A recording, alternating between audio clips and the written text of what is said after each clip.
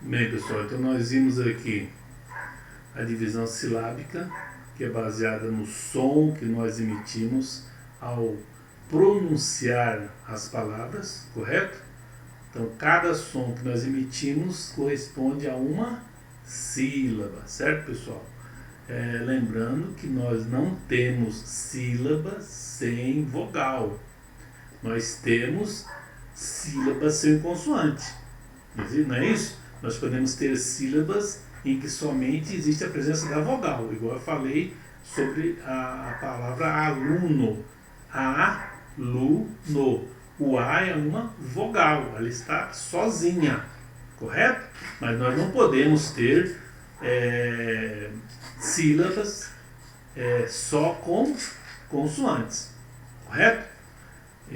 Outra coisa, pessoal, importante. Você pode ter muitas vezes mais de uma consoante numa sílaba, correto?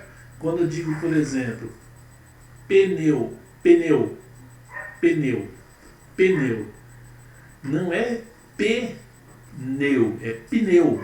Esse P é mudo. Pneu, pneu. É P mudo, pessoal. Então, na divisão silábica, é uma sílaba só. Pneu.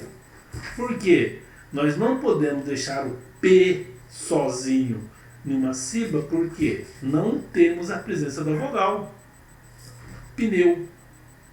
É uma sílaba, é uma vogal, uma consoante sem vogal. Então nós ficamos aqui, como nós temos somente vogal depois do N, nós não podemos separar.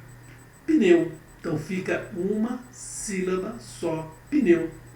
Ok? Nós não separamos. Eu não falo pneu, é pneu. Como o P é mudo, certo? Então nós temos aqui uma sílaba somente.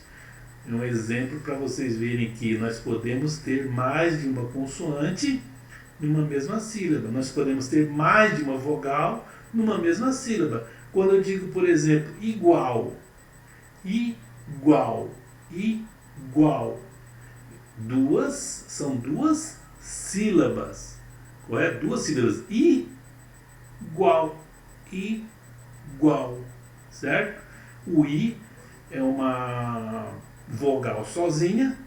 Gual, gual é outra vogal, que nós temos o G, o U e o A são duas vogais, e o L, certo? Igual, duas sílabas. E qual que é a sílaba mais forte? Igual, ou é igual? Você fala igual ou igual? O igual é a sílaba mais forte, então é a sílaba tônica. Igual. Ok, pessoal? Igual. E outra situação, sílaba tônica é a sílaba mais forte. Biografia é quando nós escrevemos sobre alguém, sobre a vida de alguém, correto, pessoal? Os detalhes sobre a vida dessa pessoa. Geralmente, quando alguém faz uma biografia sobre um cantor, um compositor, um presidente, um senador, alguém que fez alguma coisa importante, e aí o autor escreve um livro, faz um filme, certo? E geralmente esses filmes que falam sobre a vida de pessoas famosas esses filmes são baseados em livros, certo, pessoal? Em livros. Então isso é uma biografia. Você escrever sobre a vida de alguém. A autobiografia é quando você escreve sobre você mesmo, certo? Você vai contar a sua vida, ok? É uma autobiografia. Interpretação e compreensão de texto é você ler o texto, analisar o conteúdo desse texto.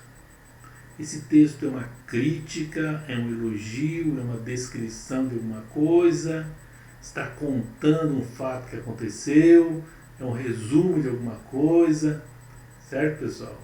É um resumo de uma novela, de um filme, certo? E interpretar, você vai ler esse texto, entender a mensagem que ele passa para você e os detalhes que contém nesse texto. Importante, pessoal, para a interpretação de texto é um conhecimento de mundo. Para você conhecer as coisas, você tem que aprender, e para você aprender sobre as coisas, você tem que ler. Você tem que ler. A leitura é muito importante para você conseguir evoluir na língua portuguesa. Sem a leitura, você vai ficar prejudicado na aprendizagem da língua portuguesa.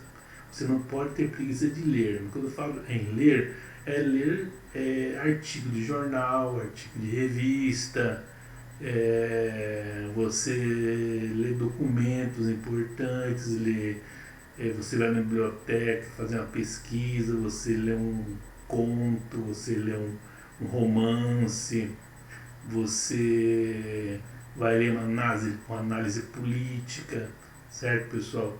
Você vai ler sobre o que está acontecendo no Brasil, no mundo. Esse conhecimento que você deve ter ajuda você na interpretação. Você muitas vezes tem dificuldades nas palavras que estão postas no texto. Isso é uma falta de conhecimento. Por isso que é importante você ler, ok? O bom escritor é um bom leitor. Se ele não for um bom leitor, ele não vai ser um bom escritor. Correto, pessoal? E como nós dissemos antes, cuidado na hora de escrever. Por isso que vocês estão aqui. Nem sempre você escreve da maneira que você fala, ok? Por isso que nós temos a diferença da linguagem escrita para a linguagem falada. Normalmente, a linguagem falada, você não tem os cuidados que você tem na linguagem escrita, porque a linguagem falada é uma linguagem mais cotidiana, uma linguagem que você tem despreocupação com a questão da fala, do uso da linguagem correta, do uso de entonação, de pontuação, na questão da sintaxe. Já na escrita não. A escrita você tem que observar as regras da língua portuguesa. Tá? E você, na hora de você escrever, tem aquela preocupação. Você vai escrever aquela palavra é com S, é com C cedilha, é com X, é com CH. Tá? Para você aprender isso, você tem que ler, você tem que aprender a partir da leitura, aprender a partir da escola, para você tirar as suas dúvidas. Não tenha preguiça de ler. Ok, pessoal? Um abração, até a próxima. Deus abençoe.